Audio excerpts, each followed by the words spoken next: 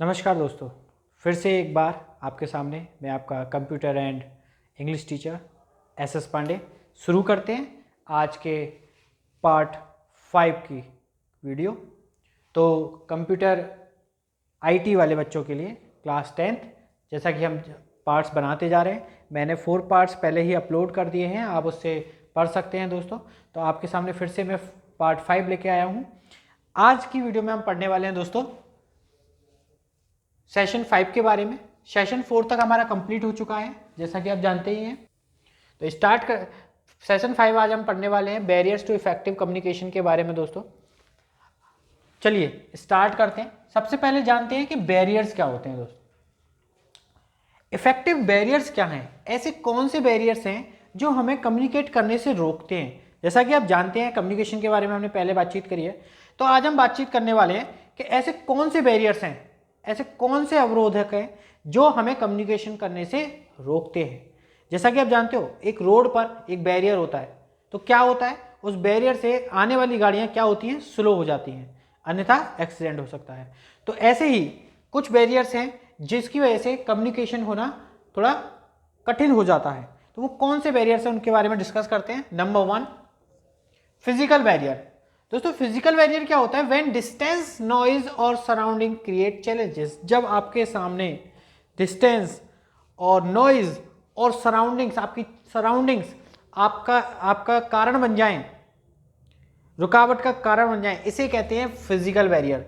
कैसे दोस्तों? अगर आप मान लो आप यहाँ खड़े हो और आपका दोस्त बहुत दूरी पर खड़ा है, आपसे आधा किलोमीटर दूर खड़ा है, और वहां से वो आपको आवाज लगाए और कुछ बोले, क्या आपको समझ में आएगा? नहीं आएगा, जाहिर सी बात है। तो ये फिजिकल बैरियर होता है दोस्तों। डिस्टेंस पे हमें चीजें समझ में नहीं आती, ठीक है। आपके सराउंडिंग में चारों तरफ शोर शराबा हो रहा हो, बहुत तेज शोर हो रहा हो, और आप पढ़ने की कोशिश कर रहे हो दोस्तों, आप अपने दोस्त को कुछ समझा रहे हो, या एक टीचर एक क्लास ले रहा है और चारों तरफ बहुत शोर हो रहा है, तो क्या हम अच्छे से कम्युनिकेट कर पाएंगे? नहीं कर पाएंगे दोस्तों। तो उसके लिए फिजिकल बैरियर बहुत ही बड़ा रुकावट का काम करता है जब हम कम्युनिकेट कर रहे होते हैं। समझ में आ रहा है? सराउंडिंग समझ में आ गया। क्रिएट चैलेंजेस, हमारे चैलेंजेस क्रिएट करता है हमारे कम्युनिकेशन के बीच में। इसका एक एग्जांपल भी मैंने लिखा हुआ है दोस्तों। अ वीक फोन सिग्नल्स, एक वीक फोन सिग्नल्स भी कभी कभी फिजिकल बैरियर का काम करती हैं। जब सिग्नल्स नहीं आते तो हम हेलो हेलो करते हैं, जब सिग्नल्स नहीं आते तो हमारी अच्छे से कम्युनिकेशन नहीं हो पाती है फ़ोन कॉल्स पे, जैसा कि आप जानते ही होंगे। नेक्स्ट बात करते हैं दोस्तों, second number, linguistic barrier. Linguistic barrier क्या होता है? लिंग्विस्टिक बैरियर मतलब, लिंग्विस्टिक का मतलब है दोस्तों language barrier.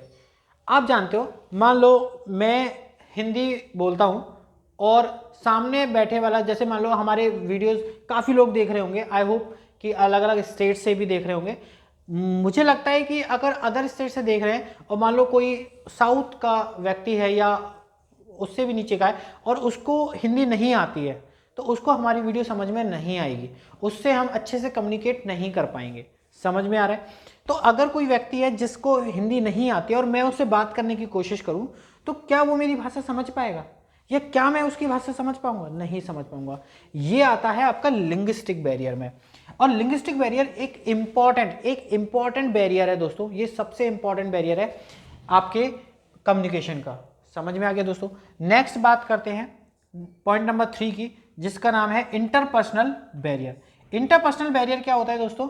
Sometimes people misunderstand each others. कभी कभी जो लोग हैं वो एक दूसरे को समझने में मिसअंडरस्टैंड कर जाते हैं, समझ नहीं पाते। मेरी कही हुई बात को हो सकता है 4 लोग समझ रहे हो लेकिन 5वां नहीं समझ पा रहा हो। ऐसा क्यों होता है हमारे बीच? ऐसा इसलिए होता है बिकॉज ऑफ टोन, इमोशंस और पर्सनल बाइज। हमारी टोन की वजह से, हमारे इमोशंस की वजह से, या पर्सनल बाइज की वजह से। ठीक है दोस्तों, आई होप आपको समझ में आ रहा होगा। मान लो अगर मैंने अपनी टोन थोड़ी सी हाई कर दी, हाई पिच कर दी, या मैंने स्लो कर दी और मैं बहुत स्लो बोल रहा हूँ, तो और बहुत लोगों को समझा रहा हूँ, 50 बच्चों को, तो क्या लास्ट वाले बच्चे को समझ में आएगा? नहीं आएगा दोस्तों। तो यहाँ पर टोन, इमोशंस और पर्सनल बाइज बहुत ज़्यादा इफेक्ट करते हैं हमारे इंटरपर्सनल बैरियर के लेकर। तो इंटरपर्सनल बैरियर भी एक कारण है हमारे कम्युनिकेशन का। चलिए जैसा कि हम 4th पॉइंट की बात करते हैं। 3rd पॉइंट तक आई होप आपको समझ में आया होगा। कोई भी डाउट हो आप कमेंट्स करके पूछ सकते हैं। नंबर 4 पॉइंट की बात करते हैं। 4th पॉइंट दोस्तों हमारा कह रहा है ऑर्गेनाइजेशनल बैरियर क्या होता है। ऑर्गेनाइजेशनल बैरियर होता है rules and regulation, procedures, policies and norms are not followed by employ. अगर कोई एम्प्लॉय है और वो रूल्स रेगुलेशन को फॉलो नहीं कर रहा है, कोई प्रोसीजर को फॉलो नहीं कर रहा है और पॉलिसीज को फॉलो नहीं कर रहा है, तो ये हमारे ऑर्गेनाइजेशनल बैरियर्स में आता है। ऑर्गेनाइजेशनल बैरियर क्या होते हैं, बड़ी बड़ी कंपनीज होती है, वहाँ के रूल्स रेगुलेशंस होते हैं और वो चीज़ें अगर हमें समझ में नहीं आ रही है, किसी एम्प्लॉय को समझ में नहीं आ रही है, तो वहाँ पे वो बैरियर्स का काम करती हैं दोस्तों। नेक्स्ट बात करते हैं कल्चरल बैरियर। कल्चरल बैरियर क्या होता है दोस्तों, different culture people are unable to understand each other. Different different culture के जो लोग हैं वो एक दूसरे को समझ नहीं पाते। मान लो यूपी का अलग कल्चर है, राजस्थान का अलग कल्चर है और बिहार का अलग कल्चर है, अलग अलग जगह का अलग अलग कल्चर है, तो हो सकता है कि दो लोगों के बीच में वो मिसअंडरस्टैंडिंग हो जाए, वो चीज़ें समझ ना पाएँ, वहाँ के कल्चर को ना समझ पाएँ और कुछ गलतियाँ कर जाएँ। तो दोस्तों कल्चर भी एक बहुत बड़ा बैरियर बनता है हमारे कम्युनिकेशन के बीच में। तो यहाँ पे आपको आई होप सारे समझ में आ गए होंगे, सभी बैरियर्स के बारे में मैंने बात कर ली है, पांचों बैरियर्स आपको समझा दिए हैं दोस्तों कि बैरियर्स कैसे इफेक्ट करते हैं हमारी कम्युनिकेशन को। ठीक है, चलिए आगे बात करेंगे। अब हम बात करेंगे व्हाट आर द वेज, ऐसे कौन से रास्ते हैं जिनसे हम बैरियर्स को ओवरकम कर सकते हैं। ठीक है, चलिए बात करते हैं ओवरकम्स को लेकर। तो जिसको ये समझ में आ गया हो वो इसका स्क्रीनशॉट ले सकता है, आप सामने स्क्रीनशॉट ले लीजिए और कोई भी प्रॉब्लम हो, कोई भी डाउट हो, आप कमेंट्स में पूछ सकते हैं। चलिए आई होप आपने स्क्रीनशॉट ले लिया होगा। चलिए आगे बात करते हैं।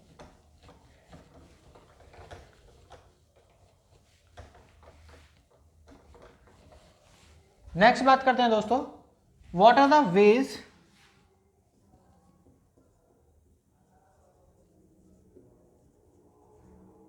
what are the ways to overcome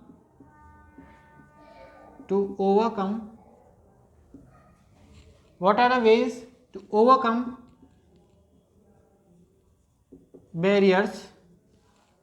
barriers of effective communication। ठीक है दोस्तों, बात करते हैं ऐसे कौन से तरीके हैं जिन पे हम ओवरकम कर सकते हैं अपने बैरियर्स पे, कौन से ऐसे तरीके हैं जिनसे ओवरकम कर सकते हैं बैरियर्स पे इफेक्टिव कम्युनिकेशन को लेकर। तो नंबर फर्स्ट की बात करते हैं। नंबर फर्स्ट पॉइंट है use simple language. Use simple language. Number 2, do not form assumption do not form assumption on culture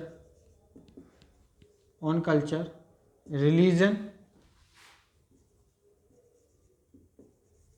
और religion.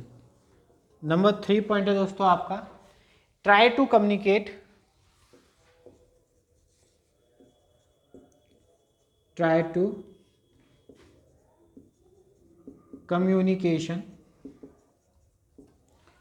communication in person as much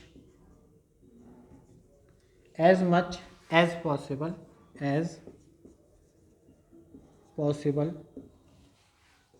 number fourth है use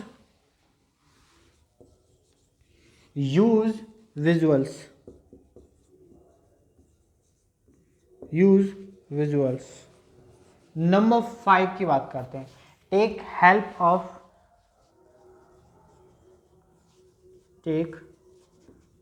of translator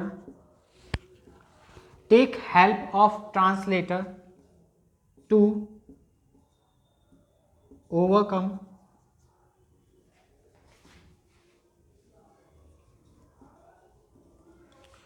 overcome differences in language। Differences in language. I hope समझ में आ रहा होगा दोस्तों आपको। एक बार फिर से मैं रिपीट कर देता हूं, आपको समझाता हूं।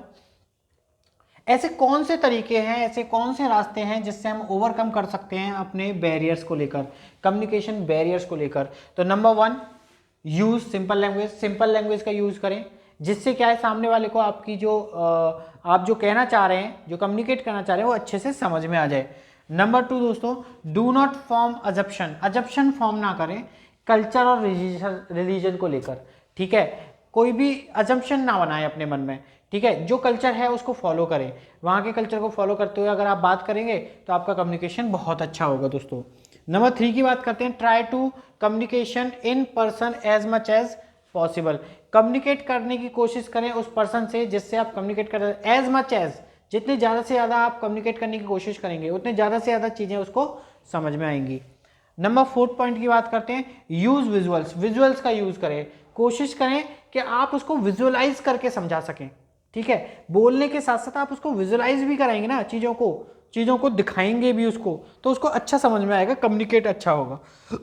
नंबर 5 की बात करते हैं दोस्तों, take help of translator. Translator की हेल्प लें to overcome differences in languages. Languages में डिफरेंसेस को लेकर हमेशा ट्रांसलेटर की मदद लें। आप ट्रांसलेटर की मदद, आप जैसे कहीं भी घूमने जा रहे हैं, आप वहाँ पर गाइड लेते हैं, ट्रांसलेटर लेते हैं। मान लो आप कहीं फॉरेन कंट्रीज़ में जाते हैं, किसी फॉरेन कंट्रीज़ में जाते हैं या अदर स्टेट में जाते हैं, तो वहाँ पे आप ट्रांसलेटर का यूज़ करते हैं। एक ट्रांसलेटर, एक गाइड लेते हैं, एक ट्रांसलेटर गाइड लेते हैं, जिससे कि आपको चीज़ें समझ में आए, वो आपके बीच में जो कम्युनिकेशन है उसको ईजी बना सके, ठीक है दोस्तों। आई होप समझ में आया होगा मैंने जो समझाया आपको। आपका एक लास्ट पॉइंट और रह गया इसमें सेशन 5 में, उसके बाद आपका सेशन 5 जो है वो क्लियर हो जाएगा। तो सेशन 5 के लास्ट टॉपिक की बात करते हैं। चलिए अब बात करेंगे हम आपके 7 C's की, ठीक है। यहां पर हम इसको रब कर देते हैं। आई होप स्क्रीनशॉट आपने ले लिया होगा। चलिए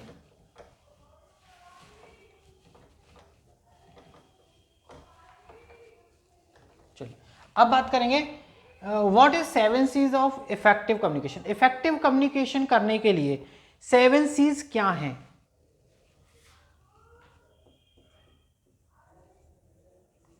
What are 7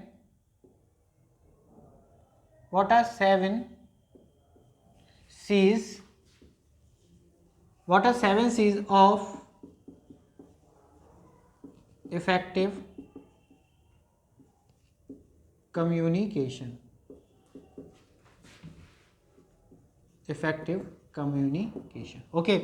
तो इफेक्टिव कम्युनिकेशन करने के लिए वो 7 C's क्या हैं, उनके बारे में हम एक एक करके डिस्कस करेंगे दोस्तों। आई होप आपको समझ में आ रहा होगा। तो पहला पॉइंट हम डिस्कस करते हैं, क्लियर। सबसे पहला पॉइंट है क्लियर। देखिए दोस्तों, अगर हम अपना मैसेज क्लियर रखेंगे तो हमारा जो कम्युनिकेशन है वो इफेक्टिव दिखेगा। हम उसको अच्छे से समझा पाएंगे, अपने बात को रख पाएंगे, अपने मैसेज को अच्छे से समझा पाएंगे। तो हमारा मैसेज एकदम क्लियर होना चाहिए दोस्तों। सबसे पहला point, make your message easy. Make your message easy. I hope आपको समझ में आ रहा होगा। नंबर 2 पॉइंट की बात करते हैं दोस्तों, concise.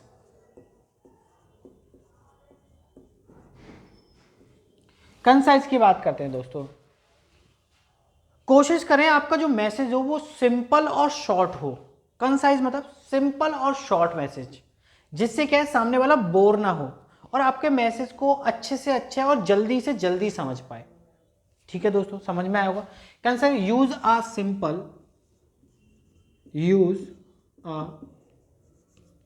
Simple and short message, ठीक है। अवॉइड करें अननेसेसरी डिटेल्स को। देखो, जब भी आप किसी को मैसेज समझा रहे हो या कोई मैसेज के बारे में बता रहे हो, आप कोई चीज़ बता रहे हो उसको, तो कोशिश करें कि आप अननेसेसरी डिटेल्स उसमें ना जोड़ें, ठीक है। जिससे क्या सामने वाला कंफ्यूज ना हो, उसको अच्छे से समझ में आए। तो अननेसेसरी डिटेल्स ना जोड़ेंगे और अपनी मैसेज को सिंपल रखेंगे, शॉर्ट रखेंगे, तो आपका मैसेज, आपका कम्युनिकेशन जो होगा वो इफेक्टिव होगा। आई होप समझ में आया होगा। ठीक है, पॉइंट नंबर 3 की बात करते हैं दोस्तों। पॉइंट नंबर 3 कहता है इंटरपर्सनल, सॉरी पॉइंट नंबर 3 कहता है दोस्तों हमारा, अब हमारा कॉन्क्रीट, पॉइंट नंबर 3 आता है कॉन्क्रीट।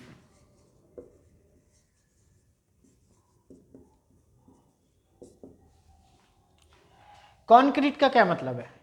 यूज स्पेसिफिक वर्ड्स, ऐसे वर्ड्स का यूज करें जो स्पेसिफिक हो, ठीक है, एंड रियल हो। Use specific words and real facts, real facts का यूज करें दोस्तों। कोशिश करें आपके जो वर्ड्स हैं वो स्पेसिफिक हो और रियल फैक्ट्स पे बेस्ड हो, जिससे क्या आपका मैसेज अच्छे से समझ में आए। अगर रियल फैक्ट्स पे बेस्ड होगा, आपका स्पेसिफिक वर्ड्स आप यूज करेंगे तो आपका कम्युनिकेशन भी इफेक्टिव दिखेगा और आप प्रोफेशनल तरीके से उसको समझा पाएंगे, उसको इजीली समझा पाएंगे अपनी चीज़ों को। नेक्स्ट पॉइंट की बात करते हैं, पॉइंट नंबर 4 की बात करते हैं, करेक्ट। पॉइंट नंबर 4 है दोस्तों करेक्ट। दोस्तों अब बात करते हैं करेक्ट की। करेक्ट क्या होता है? Check your spelling and grammar to avoid confusion.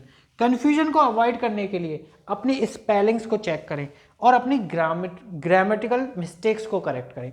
देखो अगर आपका मैसेज में ग्रामेटिकल मिस्टेक नहीं होगी और स्पेलिंग मिस्टेक नहीं होगी तो आपका मैसेज इफेक्टिव दिखेगा, आपकी बातें इफेक्टिव दिखेंगी। ठीक है दोस्तों, आई होप समझ में आ रहा होगा। पॉइंट नंबर 5 की बात करते हैं, ठीक है। पॉइंट नंबर 5 हमारा कहता है coherent.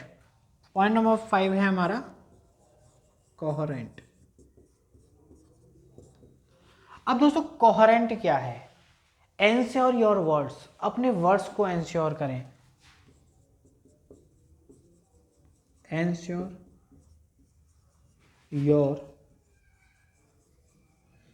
Your words logically,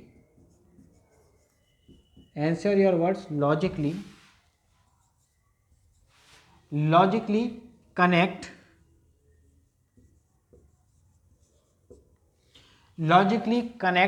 and relate to the main topic and relate to the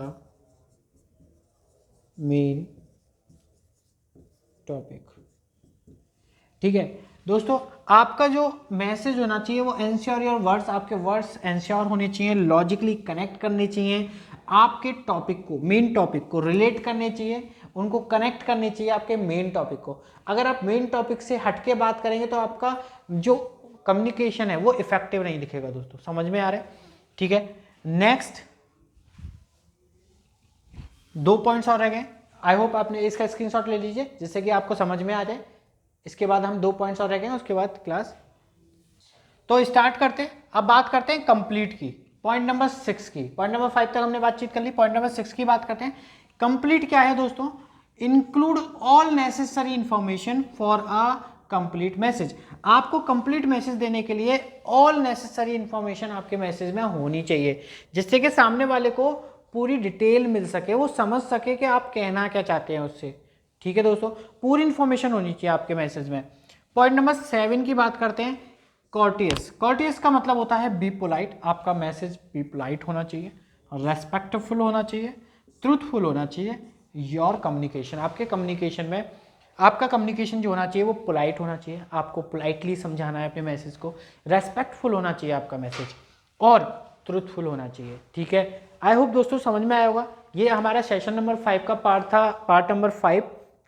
तो अगर कोई भी डाउट है इन 5 पार्ट से लेकर तो आप कमेंट्स में जो है पूछ सकते हैं। आपका यहाँ पे पार्ट 5 खत्म हो गए, सेशन 5 तक हमारा कंप्लीट हो चुका है। आई होप सेशन 6 और है इसमें, जो हमारा लास्ट बचा है सेशन 6 राइटिंग स्किल, इसके बारे में हम आगे डिस्कस करेंगे दोस्तों। तो बहुत जल्द आपको और भी वीडियोस जो हैं वो मिलती रहेंगी। यहाँ तक हमारा सेशन 5 यूनिट 1 का सेशन 5 तक मैंने आपकी वीडियोस जो हैं वो कंप्लीट कर दी हैं। ठीक है, कोई भी डाउट है किसी भी प्रकार का आप कमेंट्स करके हमें बता सकते हैं। जैसा कि मैंने पहले भी कहा था, आपका एक वैल्यूएबल कमेंट हमें मोटिवेट करता है, हमें और भी चीज़ें लाने को आपके लिए अग्रसर करता है। तो आज के लिए इतना ही। प्लीज़ लाइक, शेयर और सब्सक्राइब करें, जिससे कि हमारी वीडियो और भी लोगों तक पहुंच सके और आपके इस चीज़ से हम थोड़ा सा और अच्छा करने की कोशिश करते हैं। तो आज के लिए इतना ही। जय हिंद, जय भारत।